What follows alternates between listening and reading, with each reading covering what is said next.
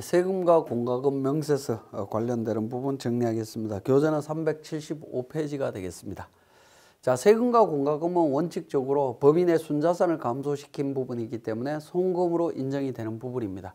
그래서 송금으로 인정되는 제세 공과금이 있고요. 인정되지 않는 부분들이 있는데 그 내용들을 한번 보시면, 자, 제세 공과금으로 인정되는 것 중에 영업자가 조직한 단체로서 법인이거나 주무관청에 등록된 조합, 협회가 경비 충당 목적으로 부과하는 회비가 있습니다.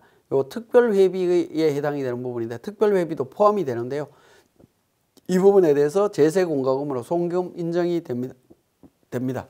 자, 특별회비 같은 경우에 과거에는 지정기부금으로 계산을 하도록 했었는데 그 부분은 이제 폐지가 되고 그냥 송금으로 인정을 해주고 있습니다. 수출부담금 마찬가지고요.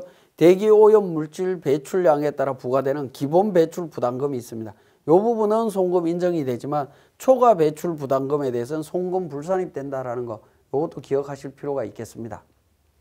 자, 그 다음에 송금 불산입되는 조세 공과금이라고 해서요. 법인세라든가 지방소득세, 가산세, 농어촌 특별세 당연히 불산입되고요. 벌금, 과료, 과태료, 가상금, 강제징수비. 강제징수비가 옛날에 체납처분비입니다. 체납처분비인데 강제징수비로 명칭이 바뀌었습니다. 폐수부담금이나 뭐 이런 부분들 관련해서 교통사고, 교통위반 과태료, 교통사고 벌과금 뭐 이런 부분들 인정이 안 된다라고 보시면 되겠고, 자, 8번째 나와 있는 부분 좀 주의해서 보셔야 되겠는데 장애인 고용 부담금에 대해서 어떻게 될 거냐.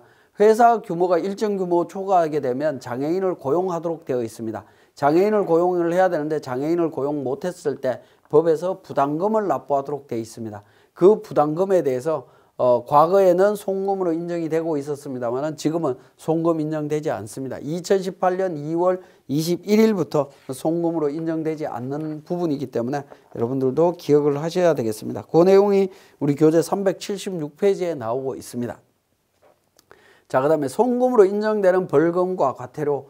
벌금과 과태료는 원칙적으로 송금으로 인정되지 않습니다. 그렇지만 예외적으로 사계약상 의무 불이행으로 부과되는 지체상금이라든가 이런 부분들은 인정이 된다라고 보시면 되겠고요. 산재보험료의 연체금, 단순한 납부 지연에 따른 연체이자를 말합니다. 단순히 며칠까지 납부해야 되는데 늦게 납부해서 가산 연체료 붙는 거 있죠. 그런 부분들은 인정이 된다라고 보시면 되겠습니다. 전기요금 납부 지연으로 인한 연체 가산금, 그 다음에 뭐 실무적으로 나올 수 있는 법인 신용카드 대금 늦게 내갖고 가산금 붙는 거 있죠. 그런 부분들은 다 인정이 된다라고 보시면 됩니다. 자, 그 다음에 부담금과 관련되는 부분들도 한번 보면 세금과 공과금 관련되는 제세 공과금과 관련되는 것처럼 보이지만 회계 처리는 다르다라는 겁니다. 자, 개발이익 환수에 관한 법률에 따른 개발 부담금은 토지의 취득 원가로 처리하도록 되어 있습니다. 자, 건축물에 건축자가 납부하는 과밀 부담금, 이 부분도 건축물의 취득 원가로 처리하시면 됩니다. 수도사업자에게 납부하는 수도시설 원인자 부담금, 이 부분도 건물 등에 대한 자본적 지출액으로 처리하시면 됩니다. 자, 제조물 배상 책임 보험료 관련되는 부분인데 요거는 전액 송금 인정된다라고 보시면 되겠고요. 자, 하수도 원인자 부담금 마찬가지입니다. 건물 또는 기계설비 취득 원가로 처리하시면 됩니다. 자, 의약품 부작용 피해 구제 부담금이 있는데 이거는 고지일이 속하는 사업연도에 송금으로 인정이 되는 부분이 되겠습니다. 중소기업 핵심 인력 성과 보상 기금에 납입하는 내일체험공제 기금이 되겠습니다. 기여금이 되겠는데 이 부분에 대해서는 불입하는 날이 속하는 사업연도에 송금으로 인정받을 수 있다라는 겁니다. 요 내일체험공제와 관련되는 부분은 납입한 금액이 송금으로 인정된 것과 동시에 우리 나중에 설명을 드리겠습니다만 연구인력 개발비 세액공제로 세액공제도 받을 수 있고요. 내일체험공제에 가입되어 있는 기업은 성과공유 중소기업에 해당이 됩니다. 그래서 성과공유 중소기업에 해당이 되면서 경영성과급에 대해서 직원들한테 지급한 경우에는 세액공제도 또 적용을 받을 수 있습니다. 그렇기 때문에 내일체험공제 관련되는 부분은 좀 기억하실 필요가 있을 것 같습니다. 자, 승급 비용과 관련되는 부분 간략하게 정리하겠습니다. 비용이 발생한 효과가 2 이상의 사업연도에 걸쳐서 발생하는 비용이 있는데 그런 비용들이 대부분 다 이자 비용이나 보험료나 임차료 관련되는 부분이 있습니다. 이렇게 2 이상의 사업연도에 걸쳐서 발생되는 비용들은 기간별로 안분 계산하도록 돼 있다라는 거죠. 지급액 곱하기 총 일수분의 승급 일수, 미경과 일수를 적용해서 승급 비용으로 자산 처리하도록 되어 있습니다. 자산 처리해서 정리를 해라라는 부분으로 이해를 하시면 되겠습니다. 자, 지금까지 설명드린 내용을 바탕으로 우리 세무사랑 프로에서 다시 정리하겠습니다. 자, 교재 380페이지에 세무사랑 프로 운영 방법에 세금과 공과금 개정하고 잡손실 개정 내용 참고해서 세금과 공과금 명세서를 작성하라라고 되어 있습니다. 자, 우리 합계잔액 시산표를 통해서 한번 확인을 해보시면 합계잔액 시산표에 세금과 공과금 관련되는 부분 한번 확인을 해보겠습니다. 자, 우리 개정 과목에 보면 세금과 공과금 판관비에 있습니다. 그래서 협회 조합비 납부한 게 있고 취득세, 법인 소득할 지방소득세, 국민연금 관련되는 부분이 있고요. 자, 이런 내용들을 확인하실 수가 있고, 그 다음에 대부분 이제 벌과금 관련되는 부분들은 잡손실로 많이 회계 처리를 해놓습니다. 건축물 관련되는 부분 뭐 이런 부분들이 있죠. 이렇게 잡손실로 처리되어 있는데 일반적으로 잡손실 개정을 보고 관련되는 송금불산입 사항이 있으면 여러분들이 바로 소득금액 조정학계표에 바로 세무조정을 하고 있는데요. 그렇게 하는 것도 한 가지 방법이긴 하지만 우리는 법인조정이라고 하는 부분에서 과목별 세무조정 로마 숫자 1번에 세금과 공과금 명세서에서 바로 정리를 하도록 하겠습니다. 마찬가지로 전체 삭제를 하고 제가 살펴보도록 하겠습니다. 자, 우리 F12 불러오기를 통해서 작성하기 이전에 F4번에 과목 추가라고 있습니다. 과목 추가를 클릭하시게 되면 기본적으로 세금과 공과금 계정만 등록이 되어 있습니다. 여기에 우리 벌과금이라든가 이런 부분들을 회계 처리하고 있는 잡손실 계정도 같이 등록을 하시는 게 좋습니다. 자, 이렇게 등록을 하신 다음에 F12 불러오기를 통해서 작성을 하시게 되면 잡손실 계정까지 계정 과목 내용을 전체 다 확인을 하실 수가 있습니다. 그래서 확인 버튼을 눌러서 반영을 하시면 되겠습니다. 자, 반영을 하신 다음에 관련되는 내용들 하나하나 보시면서 자, 1월 30일 날 공장 토지 취득세 송금불산입이죠. 왜냐하면 자본적 지출입니다. 토지의 자본적 지출이기 때문에 송금불산입 처리를 합니다. 그래서 1번 송금불산입 처리하시면 됩니다. 자, 그 다음에 불법 건축물 잡손실에 있는 과태료 송금불산입입니다. 그죠? 그 다음에 법인 소득할 지방소득세, 법인세, 지방소득세, 송금불산입입니다. 전기요금 연체료, 이 부분은 송금 인정되는 부분이고요. 국민연금 회사 부담금 송금으로 인정이 됩니다.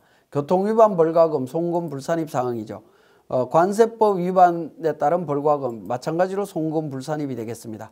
그래서 송금불산입 금액은 총 1275만 원이 되겠습니다.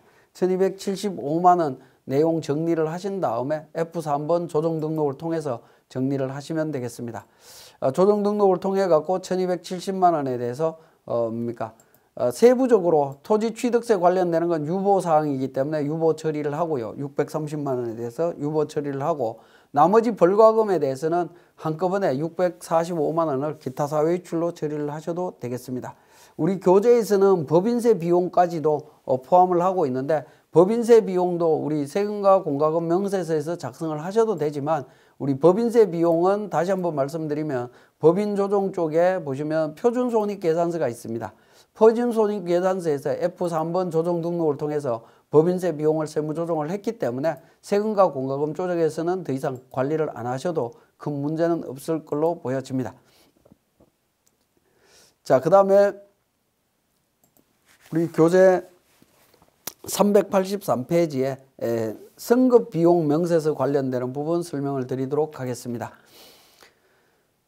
자, 승급 비용 관련해서 법인 조정에서 승급 비용 명세서 부분이 되겠습니다. 승급 비용 명세서 이 부분도 마찬가지로 전체 삭제를 하고 제가 작성하는 과정을 살펴보도록 하겠습니다.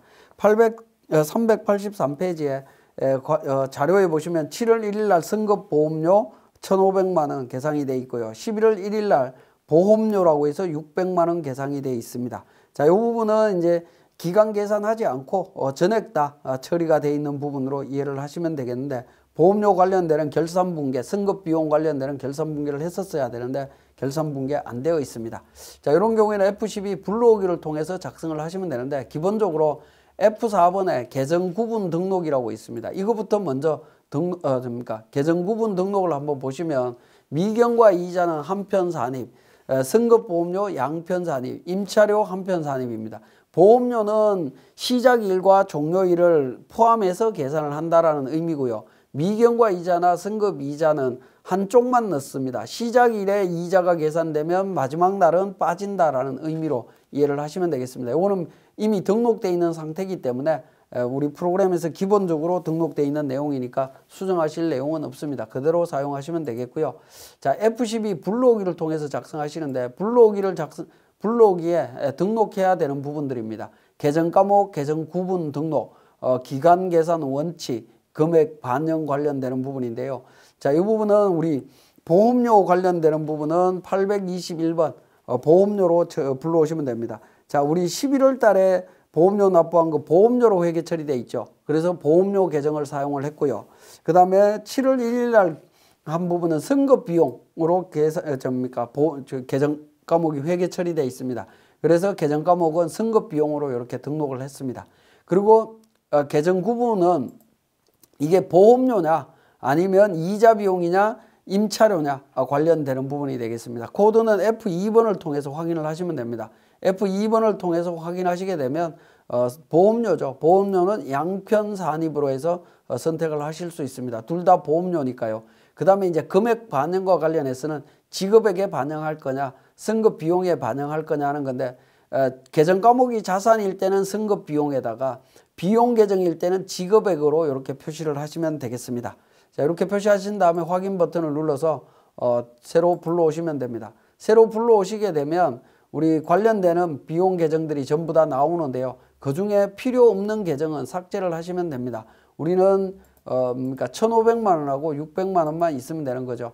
요거는 필요 없는 부분이니까 삭제를 하시고 1,500만 원이 선급 비용으로 계산이 되어 있고요. 600만 원이 비용 처리되어 있다라는 부분이 되겠습니다. 그러면 이제 시작일을 입력하시면 됩니다. 자, 선급 보험료, 공장 화재 보험료 2021년 7월 1일부터 2022년 7월 1일까지 등록합니다. 양편 산입이기 때문에요. 자, 그리고 지급액을 1,500만 원 입력을 합니다. 그러면 회사에서 계상한 금액은 선급 비용으로 계상한 금액이 1,500만 원이죠. 그죠? 1,500만 원인데 원래 선급 비용이 745만 9,016원이 돼야 됩니다. 그래서 조정 금액은 750만 원에 대한 부분이 세무조정 사항으로 나타납니다. 자, 그 다음에 자동차 보험이 되겠습니다. 자동차 보험 2021년 11월 1일입니다. 1일이고요. 2022년 11월 1일로 이렇게 등록을 하도록 하겠습니다. 등록하면 자, 선급 비용으로 500만 원 계상이 돼 있어야 되는데 회사에서 선급 비용 500만 원 계상을 안 했죠. 비용 처리 전부 다 했기 때문에 500만 원에 대해서 유보 처리하시면 된다라고 보시면 되겠습니다. 자, 그렇게 해서 이제 처리를 하시게 되면 우리 세무조정 사항은 모든 게 다 정리가 될 수 있습니다. 자, 마찬가지로 이 명세서 작성되고 나면 F3번 조정 등록을 통해서 선급 비용 과다 계산 금액에 대해서 정리를 해주시면 되겠습니다. 자, 이때 정리하실 때에도 마찬가지로 그러니까 이 세무조정 금액이 플러스 500만 원과 마이너스 750만 원 관련되는 부분이 있죠. 이 부분은 그러니까 그 자산별로 별도로 관리를 해주시면 좋습니다. 자, 별도로 관리하는 방법으로 해서 세무조정하도록 하겠습니다. 그래서 선급 비용 과대 계산 금액에 대한 부분 세무조정 750만 원이 있고요. 그 다음에 500만 원에 대해서 그러니까 세무조정 사항이 있습니다.